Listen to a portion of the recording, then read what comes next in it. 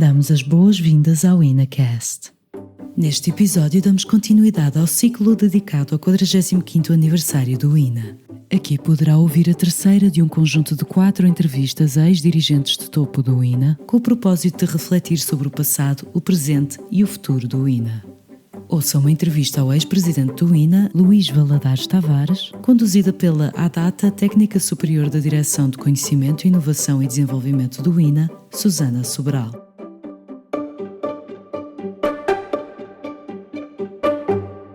Luís Valadares Tavares é doutorado em Ciências da Engenharia, sendo professor catedrático emérito em Sistemas e Gestão do Instituto Superior Técnico e professor catedrático da Universidade de Lusíada.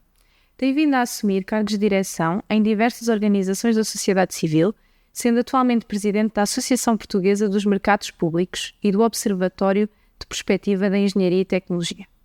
Esteve à frente do Comitê para a Educação da OCDE, tendo sido posteriormente convidado para assumir a liderança do Instituto Nacional de Administração entre o período de 2013 a 2007. Boa tarde, professor. Bem-vindo. É com grande entusiasmo que o recebemos aqui nesta, que também é a sua casa. Queria começar por agradecer por ter acolhido o nosso convite para aqui estar e porque o professor faz parte da história desta casa e dos 45 anos do INA.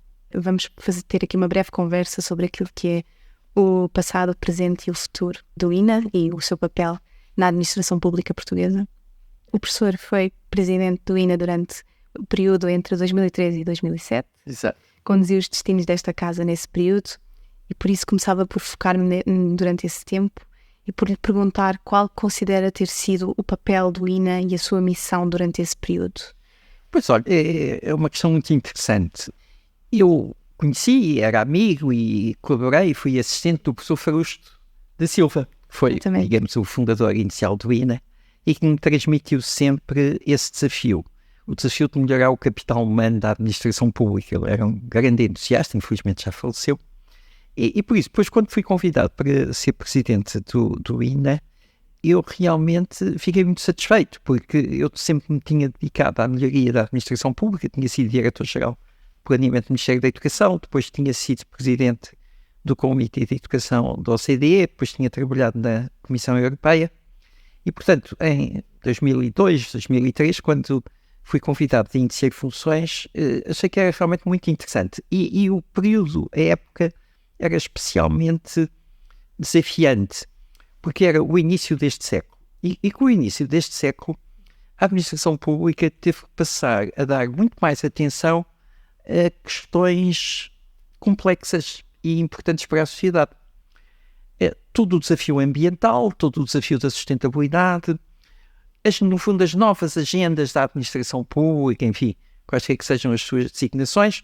O Anthony Giddens tinha apresentado o seu manifesto ainda há muito pouco tempo na London School of Economics e, portanto, foi um período em que havia muito entusiasmo e um grande desejo de reinventar a administração pública. Passar a tratar e a resolver os problemas mais complexos e ajudar os cidadãos, as comunidades e as empresas a resolver os seus problemas. Não ser um travão, mas sim um fator de resolução. E eu não conhecia ninguém que estava no INA e quando entrei nesta casa, na vossa casa, foi realmente muito simpático, porque encontrei um grupo de colegas, especialistas, técnicos, muito qualificados e com os quais foi possível realizar um processo de liderança muito acentuado e a partir daí lançámos novas iniciativas. O desenvolvimento do INA foi feito muito em parceria com algumas escolas estrangeiras, sinceramente com a Kennedy School da Universidade de Harvard. Fizemos vários programas conjuntos, portanto houve, digamos, uma modernização da formação e, por outro lado, conseguimos que passasse a ser obrigatória a formação para os escalões dirigentes. Lançou-se o CADAP, etc., que eu sei que continuou, agora tem outras diversificações. E, portanto, foi muito interessante porque a formação deixava de ser assim algo de supérfluo, mas ser algo de essencial à administração pública. E é interessante que, passados bastantes anos, eu de vez em quando, nos vários sítios, a última vez foi quando eu estava a dar aulas na Universidade de Salamanca, encontro um grupo de colegas que vêm ter comigo, eu já não os reconhecia, tinham sido aqui meus alunos do INA. Portanto, foi realmente uma experiência nesse aspecto muito marcante, também pela época em que se verificou, porque repare, havia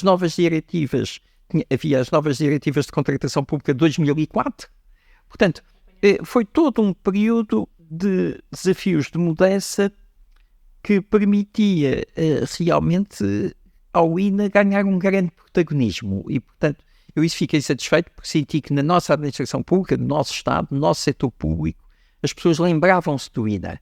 Quando tinham problemas, vinham ter com o INA. E fizemos até, demos apoio e fizemos trabalhos um bocadinho ad latere, por exemplo, em relação fizemos uma avaliação dos programas de combate à droga e, portanto, houve várias iniciativas conexas muito interessantes nesse período.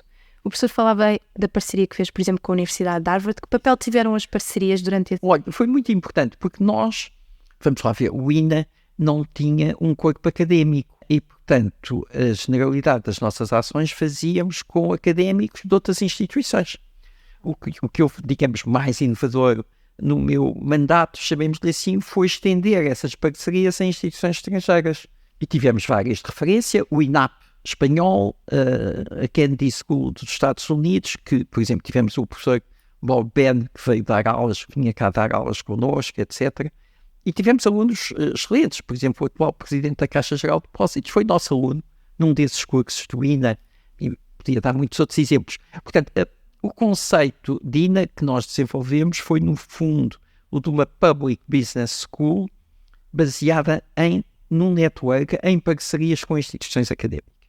A Universidade do Minho, a Universidade Nova, o ISCTE, enfim, a generalidade das nossas... E o professor recorda-se de algum desses momentos que tenha sido marcante? Olha, enfim, houve vários momentos especialmente importantes.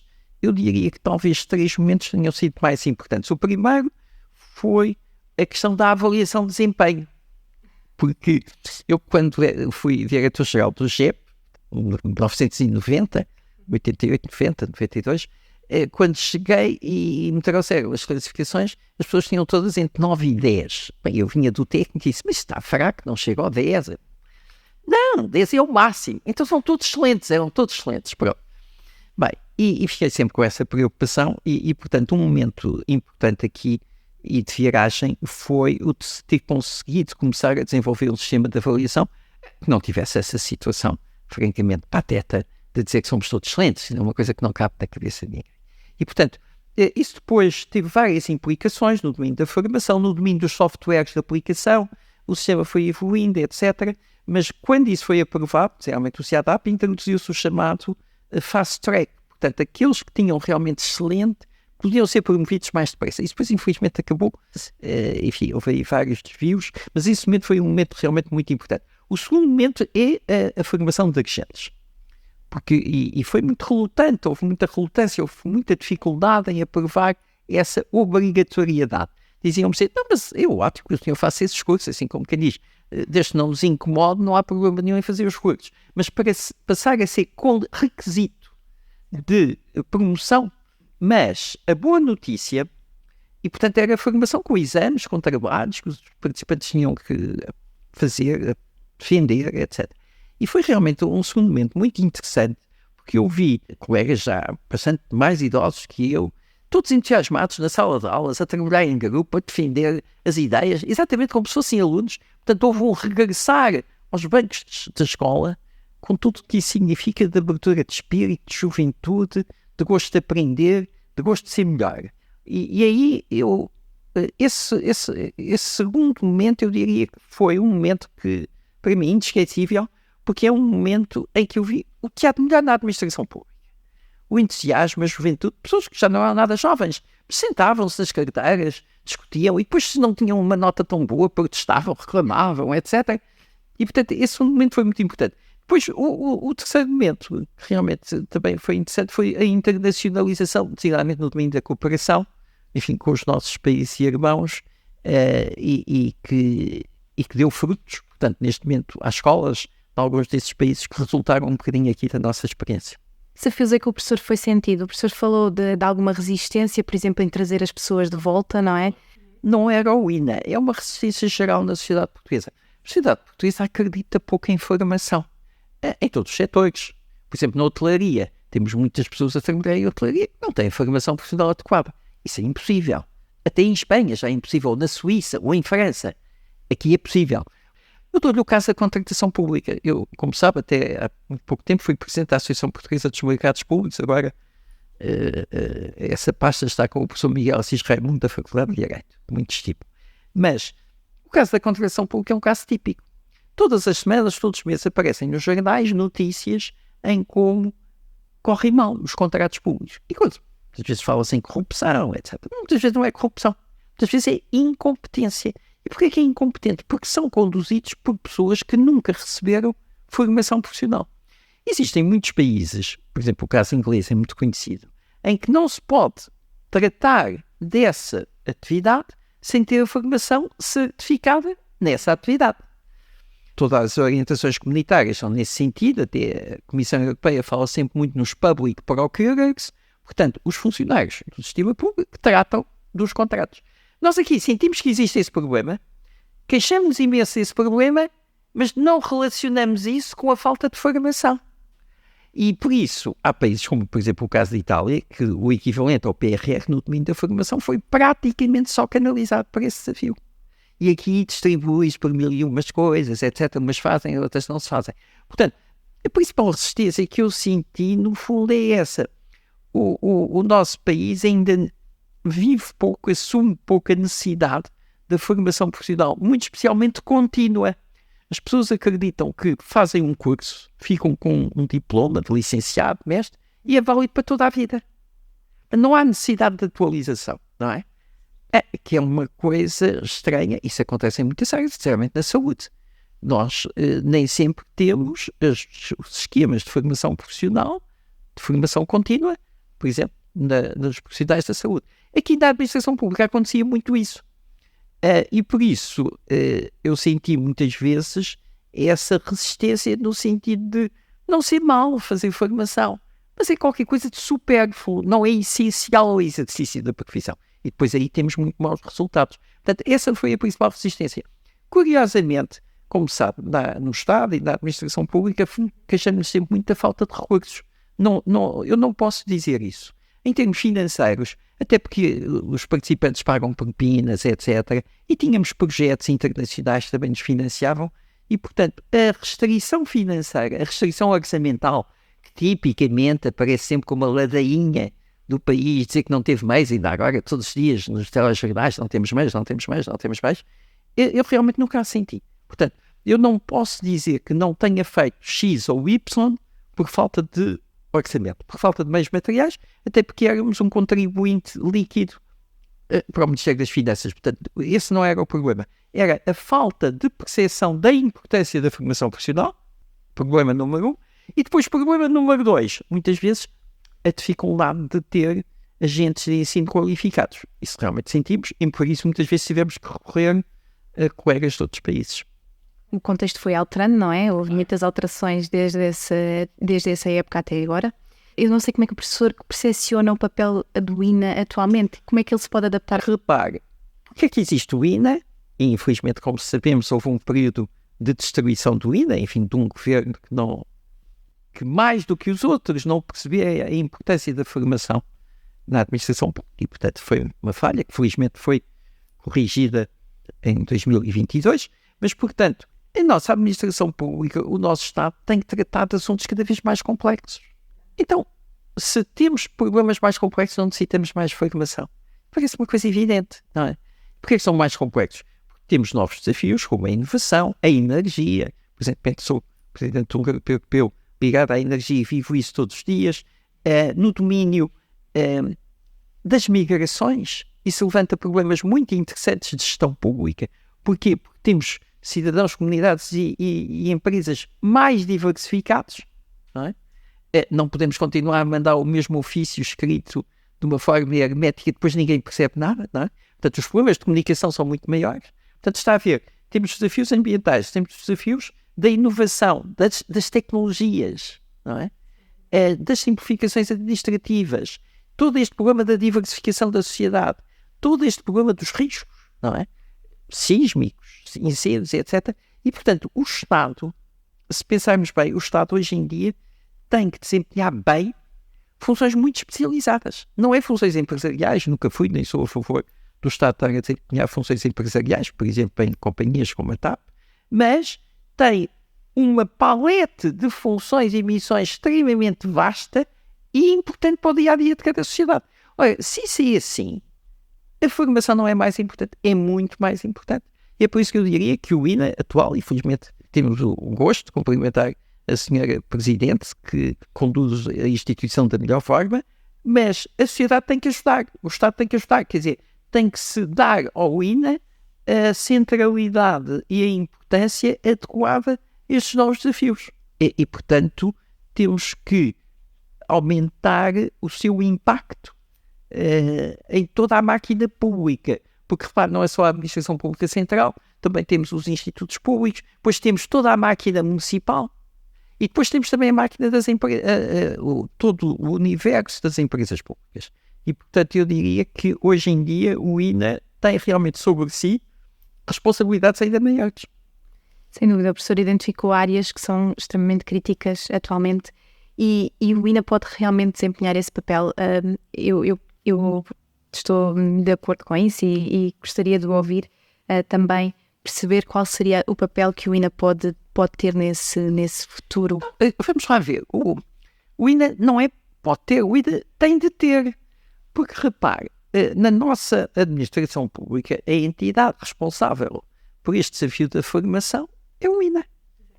Portanto, é evidente que as universidades podem ajudar, com certeza que sim, e temos todo um universo de instituições universitárias e politécnicas às quais eu pertenço, que em muitos casos contribui, mas, repare, a máquina pública tem exigências específicas de formação que até são difíceis de compreender por quem não pertence a essa mesma administração.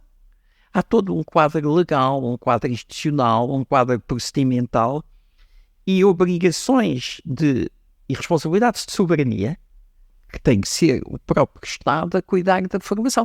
E é por isso que nasceu em França o ENA. O ENA nasceu porquê? Porque não há boas universidades em França. Não, sempre houve boas universidades em França. Até tiveram sempre as grandes écoles, etc., geralmente ligadas à administração, fornecendo formação para a administração. Mas o Estado francês considerou que, para além disso tudo, a própria administração pública, a própria gestão pública tinha que ter o seu protagonista. E foi isso que o professor Frausto da Silva lançou e portanto, eu sinceramente, eu acho que é um debate que não há em nenhum sítio, não é? Agora, considerar que não é essencial haver mais formação avançada na gestão pública é realmente uma ideia tonta. E não há nenhum modelo de desenvolvimento. Quer dizer, hoje em dia as sociedades têm modelos de desenvolvimento diferentes. Desde Pequim a Vancouver. Há sociedades com modelos económicos, modelos políticos muito diferentes. Mas há uma coisa comum. É que para melhorar o funcionamento, o desenvolvimento do país, é preciso ter uma máquina de administração pública que ajude. E para ter essa máquina tem que se dar formação. E isto é válido, por exemplo, em Pequim. Eu tive o gosto, a certa altura, de ter bastantes atividades de ensino na República Popular da China, Macau e Hong Kong, e era verdade. Portanto, eles, quando quiseram melhorar o seu processo de desenvolvimento, melhoraram a sua gestão pública. Para melhorar a sua gestão pública, tem-se que melhorar a formação. Mas se vemos nos Estados Unidos ou no Canadá, que são regimes completamente diferentes, é a mesma coisa.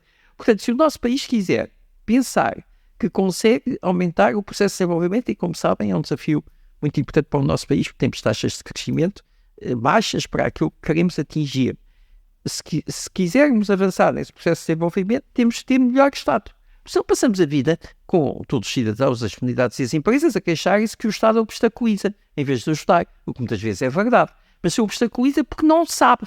Na maior parte das vezes, eu uma vez fiz essa análise sistémica, muitos dos obstáculos que resultam de não saber. O funcionário público não sabe. E quando não sabe, obstaculiza. Não sabe que não lhe deram formação. Portanto, se nós quisermos melhorar o desenvolvimento do país, temos que melhorar a máquina pública e para isso o INA tem que, se calhar, aumentar muito o número de alunos, o número de recursos, as instalações, a oferta, para chegarmos mais longe. Até porque hoje em dia, como sabe, existe a possibilidade do ensino à distância, do ensino por vídeo. Portanto, a ideia, por exemplo, no meu caso, era muito difícil, mas mesmo assim fez-se. Mas atualmente, a desculpa da distância e do transporte não é desculpa. Não é? Conseguimos alcançar um maior número de alunos. Exatamente. Professor, resta-me em nome do INA agradecer-lhe. Não, tive mesmo gosto, quando quiser vir. Por esta conversa tão enriquecedora. É que eu também dei umas aulas, é com todo gosto. O seu testemunho é mesmo muito interessante. Obrigado, gostei todo meu. Acompanhe o INAcast nas plataformas habituais, onde mensalmente poderá encontrar novos episódios dedicados a estas temáticas. Siga-nos nas redes sociais e em ina.pt.